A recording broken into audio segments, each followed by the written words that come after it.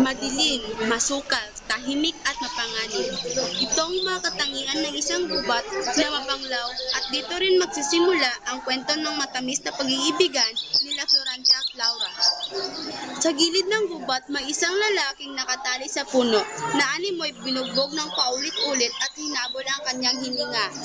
Ang pangalan niya ay Florante. Habang nakatali sa puno, sinasabi niya ang kanyang mga nakaraan. At isa na rito ang Albania, isang kaharian kung saan siya isinin na ngayon nanganganib. O aking Diyos Ama, nasa ang iyong awa. Ako'y nananagoy, nakikiusap, humihingi ng tulong niyo. Patawarin niyo akong lahat dahil hindi ko nagawang ipagtanggol ang ating harian laban sa taksil at walang awang si Adolfo. Tila yata wala nang nagmamahal sa akin. Napakapait ng aking Diyos Ama. Nasa ang iyong awa. Ako'y nananagoy, nakikiusap, humihingi ng tulong niyo. Patawarin niyo akong lahat dahil hindi ko nagawang ipagtanggol ang ating kaharian laban sa taksil at walang awang si Adolfo. Tila yata wala nang nagmamahal sa akin. Napakapait ng aking buhay.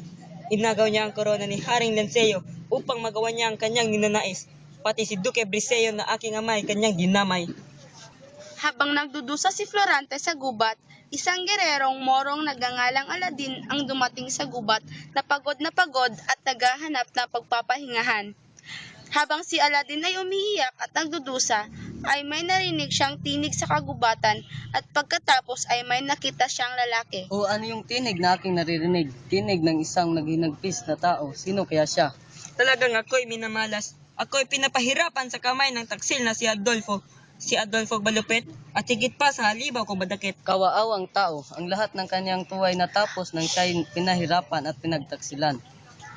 Pagkatapos na marinig ni Aladin si Florante, ay nagmuni siya ng isang malaking problema. Nagmamadali na si Aladin nang mapansing humina ang boses na kanyang narinig. Kailangan ko nang magmadali, kundi hindi ko na maabutan ang taong iyon. Habang tumatakbo ay hinahawi niya ang mga sagabal sa pamamagitan ng kanyang kalis. Nang may nakita siyang nakagapos ay napansin niyang may nakapalibot ditong dalawang leyon. Siya ay naghanda at nilusob ang mga leyon. Pagkatapos niyang mapatay ang dalawang leyon ay pinakawalan niya si Florante. Parang nakita ko na ang taong ito. Pagkalipas ng ilang oras ay namulat si Florante at... Laura, nasaan ka? Tulungan mo ako makaalis dito. Hindi na sumagot si Aladin at baka sa kawalang pag-asa ay matuluyan na si Florante. Sino ka? At bakit ako narito? Magpahinga ka na lang, ako ang nagligtas sa iyo. Hindi mo ba napapansin na tayo magkaaway? Marahil, pero ikaw'y nangangailangan ng tulong. Siguro nga ay patay na ako kung hindi ka dumating. Ngunit, ang pagkamatay ang siyang tunay kong kaligayahan. Hangal, hindi mo ba alam na dinagdagan mo lang ang iyong pasakit? Hindi nagpansinan ng dalawa. Ngunit isinama ni Aladin si Florante sa kanyang pagpapahingahan at doon sila nagpalipas ng gabi. Pagdating ng umaga ay napansin ni Aladin na malakas na si Florante, kaya ito'y kanyang niyakap. Maraming salamat sa lahat ng tulong mo, kaibigan. Inaliyon ni Aladin si Florante at ngunit napansin nitong malungkot pa rin siya. Ano ba iyong problema? Maaari ko bang malaman? Sige, sisimulan ko ang aking kwento simula nung ako'y pinanganak. Pinanganak ako sa bayan ng Albania, kung saan si Duque Briseo ang aking ama ay naninirahan. Ang ina ko na si Prinsesa Poresca ay nakatira sa Cortona. Ako ay pinangalanan nilang Florante. Noong sanggol pa lamang ako ay muntik na akong dagitin ng isang buitre. Nakita ng pinsan kong si Minalipo na ako ay dadakitin ang buitre, kaya dali-dali niya itong at napatay. At noon namang naglalakad ako ay kinuha ng isang aryon na sa aking dibdib ang aking... Nakita ng pinsan kong si Minalipo na ako ay dadakitin ng buitre, kaya dali-dali niya ito pinana at napatay. At noon namang naglalakad ako ay kinuha ng isang eron sa aking dibdib ang aking kupidong diamante. Buti na lang at hindi ako napahamak. Pagkalipas ng ilang taon, ay pinag-aral ako ng aking ama, ngunit ayaw pumayag ang aking ina dahil ako'y lilisan. Dahil sa pagpupumilit ng ama kong si Duque Beseo, ay nakumbinsi niya ang ina kong si Prinsesa Floresca upang ako'y lumisan. Sa pagdating ni Florante sa Atenas, Florante, maligayang pagdating. Ako nga pala si Antenor at ako ang iyong magiging guro mo dito sa Atenas. Salamat po. O bakit kahit lungkot mo? Ayoko po kasing umalis sa Albania. Hayaan mo, lilipas din yan. sa isang buwang pagtigil ni Florante sa Atenas ay kapansin-pansin na palagi siyang tulala at di makakain. Isang araw habang naglalakad si Florante ay nakasabay niya si Adolfo, ang kanyang kababayan. Napansin niya ang pagkilos nito, makaraan pa ang 6 na taong pag-aaral. Binabati kita, Florante. May talento ka sa filosofiya, astrolohiya at matematika. Salamat po. Dito nagsimulang magalit si Adolfo dahil nasasapawan na siya ni Florante. Isang hapon, tinipon ni Antenor ang mga estudyante. Magkakaroon ng pagsasadula ng trahedya ng dalawang apo. Si Florante ang manguna bilang Polinese at si Adolfo bilang Eteocles. Nang magsimula ang dula-dulaan, nanlisik ang mata ni Adolfo kay Florante. Ikaw ang mga nakapurian ko, dapat kang mamatay. Adolfo, itigil mo ang iyong kahibangan. Natapos ang pagdiriwang at di na nakita si Adolfo. Makalipas pa ang isang taon, isang sulat ang dumating para kay Florante. Hindi! Mahal na ina! Bakit mo ako iniwan? Di man lang tayo nagkita sa matagal na panahon. Hindi! Hindi ka maaaring mamatay! 2 buwan pa si Florante sa Atenas bago dumating ang kanyang sundo.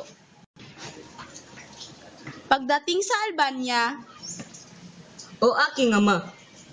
O aking anak, biglang may dumating na isang mensahero. Magandang araw po! Humihingi ng tulong ang Crotona sa inyo dahil nanganganib po na masakop ni General Osmalik.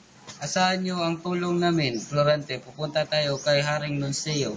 Pagdating sa palay, biglang may dumating na isang mensahero. Magandang araw po! Humihingi ng tulong ang Crotona sa inyo dahil nanganganib po na masakop ni General Osmalik. Asahan niyo ang tulong namin, Florante. Pupunta tayo kay Haring Nuncio. Pagdating sa palasyo, sinalubong sila ni Haring Lenceo.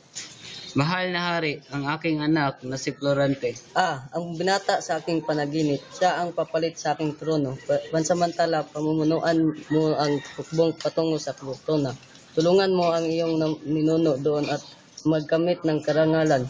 Nabalitaan ko kay Antenor na nagpamalas ka ng iyong kahusayan sa Atenas. Pagdududa na iyong namana ang mga katangian ng iyong ama. Maraming salamat po sa pupuri. Ginawa ko lang po ang nararapat. Nasilayan ni Florante si Laura sa hardin ng palasyo. Maaari ko po bang malaman kung ano ang pangalan ng magandang binibining iyon? Siya nga pala ang aking anak na si Laura. Maiwan muna kita at mag-uusap ng kami ng iyong ama. Pumasok si Haring Lenceo sa loob ng palasyo at nilapitan naman ni Florante si Laura. Magandang umaga sa iyo, prinsesa. Kanina pa kita napapansin. Magandang umaga, Florante. Salamat sa papuri. Lagi kang ikinikwento sa akin ng iyong ama. Sana'y makilala pa kita ng lubusan. Yun din ako. Ngunit, ilang araw na lang at aalis ka na rin. Oo nga. Halika, Laura. Pumasok na tayo at magsimula na ang piging. Kinabukasan, Mag-iingat ka, Florante. Ipangako mong babalik ka. Pangako, Laura. Paalam. Paalam sa inyong lahat. Mga kawal, tayo ng lahat. pagdating nila Florante sa Crotona, nakita nila ang hukbo ni General Osmalik. Sujo! Dalala tayo! Mabuhay ang Albania! Mga kawal, babalik tayo sa Albania. Balik nila sa Albania ay may nakasalubong silang mga dibinyagan na may dalang isang babae. Sino kayo at bakit kayo narito? Kami mga taga-Albania. Pakawalan niyo ang babaeng iyan. Binibini, mawalang galang na pero ngayon lang kita nakita dito. Maaari ko bang malaman ang iyong pangalan? Ako ito, Florante. Si Laura. Laura, bakit ka nandito? Gusto ko lang malaman ang iyong kalagayan. Salamat sa pag-aabala. kamusta ka na? Sana'y naging mabuti ka. Mabuti naman ako, Florante. Kailangan ko ng tulong mo. May bayang malapit dito na pinagtataguan ng mga morong dumakip sa aking ama. Iligtas mo siya. Paano kung may masamang mangyari sa kanya? Paano kung... Ako na ang bahala. Ililigtas ko ang iyong ama sa abot ng aking makakaya. Makalipas ang ilang linggo, nanalo ulit sila Florante sa digmaan. Matapos noon ay bumalik na ang lahat sa Albania. Florante, pasensya ka na, ngunit ipapadala ulit kita sa Italia para lumaban sa mga Turko. Mag-ingat ka. Pupunta po kami kaagad. Makalipas ang ilang araw, General Florante, dala ko po ay isang sulat galing kay Haring Lincio. Maraming salamat. Maaari ka nang umalis. pagkatapos basahin ni Florante ang liham, pinatawag niya si Menandro. Menandro, babalik ako sa Albania. Minapupunta ako ng hari. Ikaw muna ang mamahala dito. Ikararangal ko ito. Umuwi si Florante sa Albania na nag-iisa. Pagdating niya ay pinaligiran siya ng mga kawal. Ano ang ibig sabihin nito? Sumama ka sa akin kung ayaw mong masaktan. Dinala si Florante sa palasyo at nakita si Adolfo. Kamusta ka na, Florante? Matagal na tayong hindi nagkakausap. Pintuan mo naman ako. Walang hiya ka! Ano ginawa mo kay Laura? Minahon ka, maayos ang kalagayan niya, ngunit kinalulungkot ko, nagpaalam na ang iyong amang si Duque Brisillo.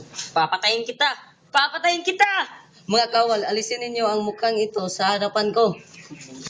At doon nagwakas ang pagsasalaysay ng buhay ni Florante. At ganoon nga ang nangyari. Hayaan mong ako naman ang magsalaysay ng aking buhay. Ang ngalan ko'y Aladin mula sa syudad ng Persia, anak ng bantog na Sultan Ali Adab. Kaya ako nandito dahil ako ay pinagtaksilan ng sarili kong ama. Samantala, sa kabilang bahagi ng kagubatan, Anong gagawin mo sa akin? Saan mo ako dadalhin? Sumama ka na lang. Itigil mo yan! Ha? Nakarinig ka ba ng mga pag-uusap? Oo! Halika't hanapin natin kung saan ito nagmumula.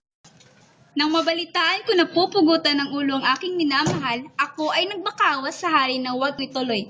di na nakatiis si Florante at Aladin. Kaagad nilang nilapitan ang kanilang sinisinta. Wari bang nasabik sa pagmamahal ng isa't isa. Oh Laura, aking mahal. Kay tagal natin hindi nagkita. Mahal ko! Florida, aking sinta. O Aladdin! Paano ka napadpa dito, Laura? Hayaan mong ikwento ko sa iyo ang mga nangyari sa akin sa bingit ng kamatayan. Nang ikaw ay mawala, naging magulo na ang bayan. Madalas akong pagtangkaan ni Adolfo. Higit pa dito, pinaslang niya ang aking amang hari at maging iyong ama na si Duque Brisillo.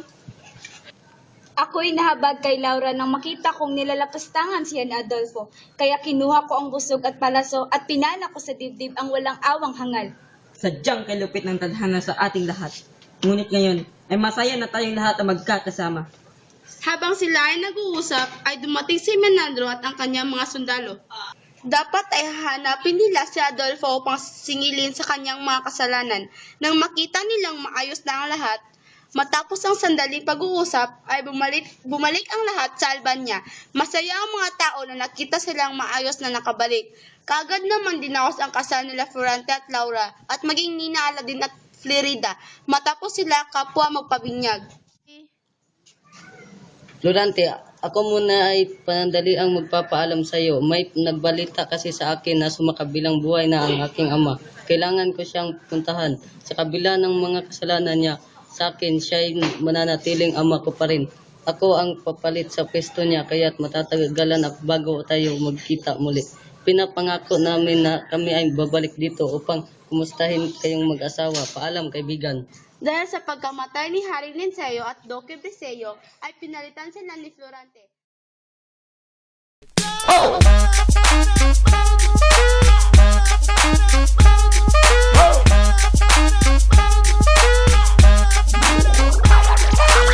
I'm gonna pop some tags. Only got $20 in my pocket. I'm hunting, looking for a come up. This is fucking awesome. Now, walk into the club like what up?